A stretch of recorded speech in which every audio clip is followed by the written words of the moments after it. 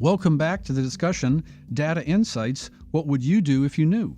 Sponsored by Teradata on Federal News Radio 15 AM and federalnewsradio.com.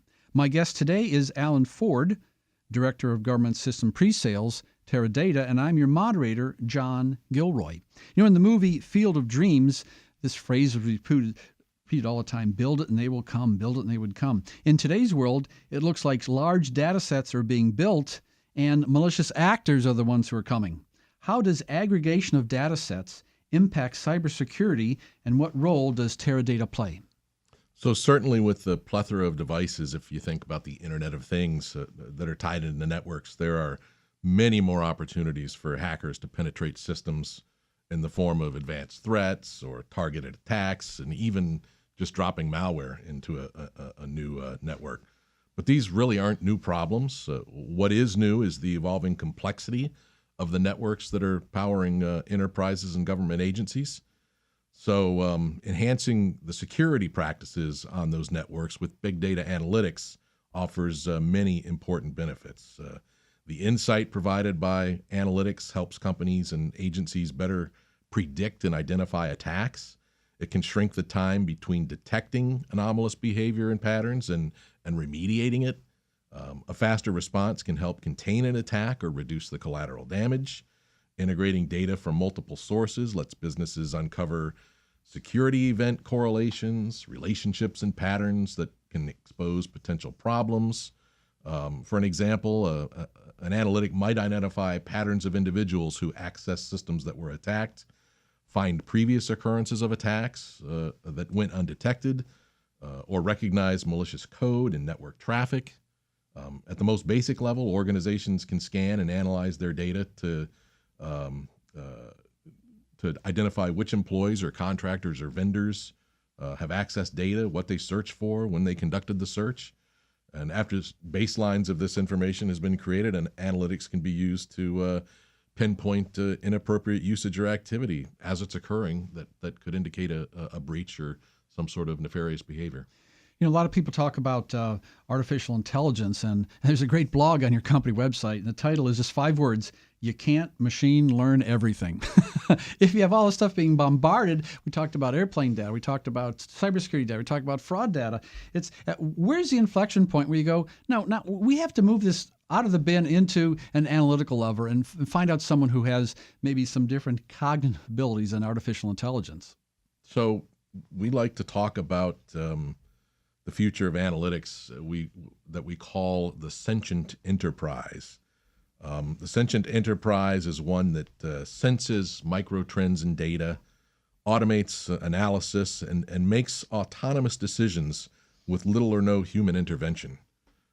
It's more than technology. It's a customer or agency capability vision that requires people, processes, and culture to enable doing more with less and do it faster. The amount of data that is being produced is just too much for human eyeballs to scan. We require automated systems to do that sort of scanning, make simple decisions, or create alerts when something anomalous happens, because the human eyeballs just can't keep up with the amount of data that's being produced. I've been doing this for many years. I remember the size of hard drives from the front page of the newspaper, this size, bigger and this megabyte. But now everyone assumes cheap storage. Everyone assumes fast speeds. But I think what they don't assume is the quality of the understanding of the stuff that's sitting in front of you, because no one talks about the size anymore. Okay, everyone's got a certain amount of data in front of them. How are you going to take a look at this and effectively make sense of it? Again, it's looking through. It's conferring the ability to look through just haystacks of data for the golden needles, the golden nuggets of valuable information. And that's what the big data analytic techniques that we provide at Teradata can help a company do. Identify the golden nuggets, sort through all the chaff to find the important grains of rice, if you will. So for the purposes of our listeners, if you're in charge of maintaining something like an F-35, if someone can take that mountain of data that's generated and able you to predict when a certain part's going to fail, that's going to save an incredible amount of money. We do exactly that for a couple of government customers. They entrust their Teradata system to help them with what they call condition-based maintenance.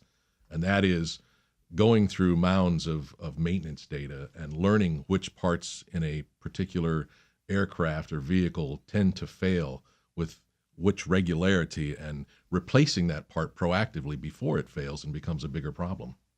Many agencies are making baby steps to the cloud with something like the hybrid cloud. How does Teradata fit in this transition, and what is the IntelliCloud?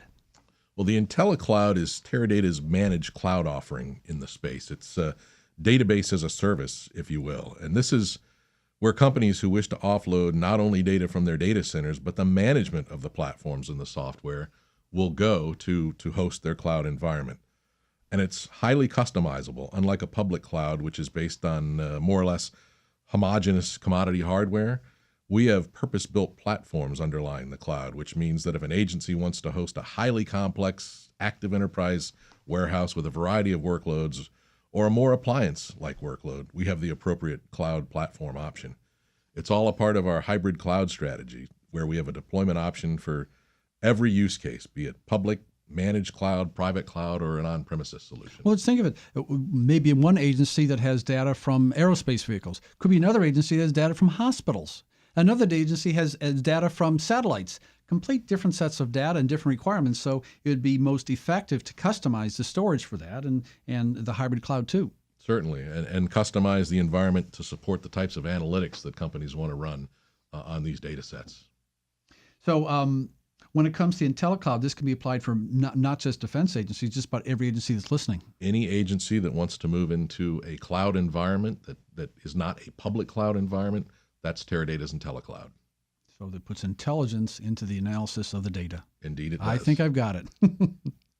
I'd like to thank our guest today, Alan Ford, Director of Government System Pre-Sales at Teradata.